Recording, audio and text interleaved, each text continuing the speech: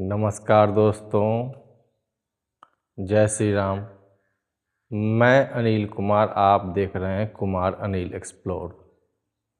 आज हम बात करेंगे मानसून और बाढ़ के ऊपर। हमारे देश में सबसे बड़ी समस्या बाढ़ का है, जो हर साल आती है और हमारे देश में 25,000 से लेके 26,000 करोड़ रुपयों का भारी नुकसान का सामना करना पड़ता है। आखिर ये बाढ़ मानसून के सहारे आती है और हमारे देश में तबाही मचा करके चली जाती है। लोगों को लाखों रुपए की कमाई को बर्बाद कर चली जाती है। जो हमारे देश के भाई लोग सब हैं, जो मेहनत से अपने जीविकोपार्जन के लिए जो जमा पूंजी रखते हैं, घर द्वार है, सारे चीज़ों की बर्बादी हो जाती है। आखिर ऐसा क्यों होता है और इसके लिए क्या क्या उपाय करने चाहिए? सबसे बड़ी बात है, हमारे देश में नदियाँ जो हैं उसमें भारी बारिश की वजह से जल जमाव होती है और वो जल जमाव से हमारे देश में जो निचली क्षेत्र है वहाँ भारी तबाही, बाढ़ से तबाही होती है। अभी फ़िलहाल असम में बहुत बड़ी त्रासदी आई है बाढ़ से, जिसमें 6 लाख के आसपास लोग प्रभावित हैं। हजारों जानवरों की जानें चली गई है और मानव जीवन भी अस्त व्यस्त हो गया है। साथ साथ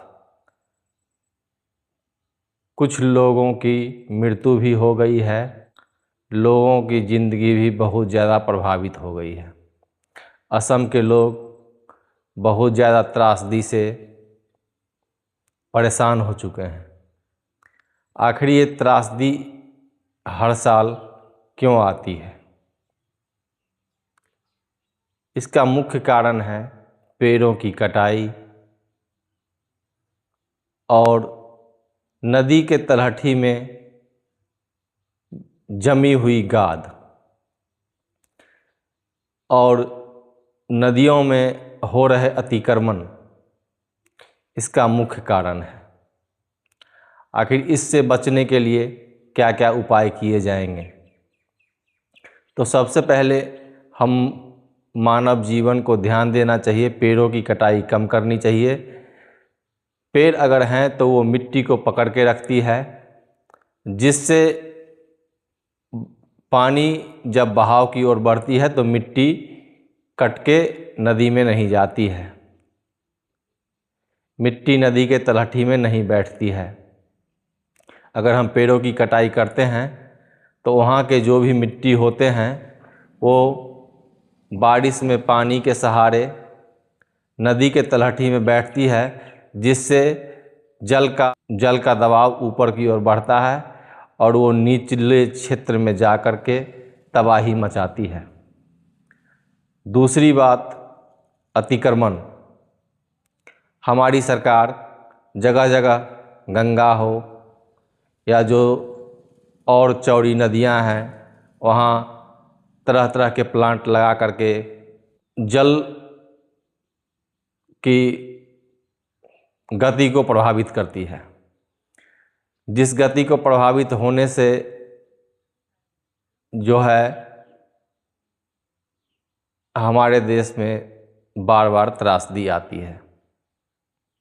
तो सरकार को ये ध्यान देना चाहिए, जो नदी में गंगा में अतिक्रमण से बचा जा सके, इसके लिए उसके अंदर लगाए गए कल कारखाने को दूर कहीं जगह पे लगाया जाए, नदी का अतिक्रमण नहीं किया जाए।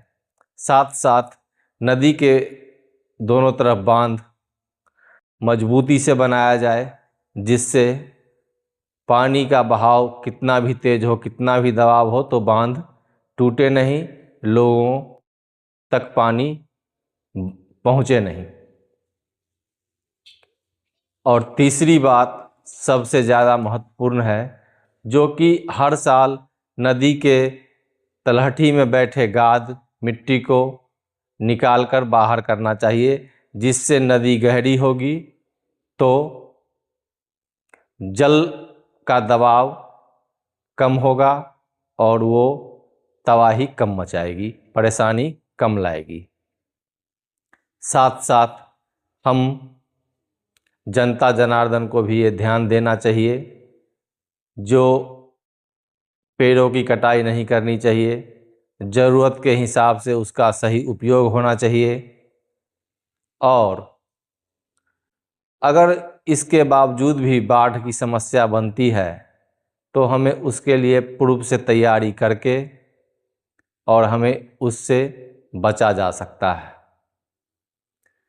तो दोस्तों, आज मैं आप लोगों के सामने बाढ़ की समस्या के बारे में बताया। अगर ये वीडियो अच्छा लगा हो तो आप हमें लाइक करें, कमेंट करें, सब्सक्राइब करें। मेरा यूट्यूब चैनल है कुमार अनिल एक्सप्लोर, उसे सब्सक्राइब करें। धन्यवाद। जय श्री राम।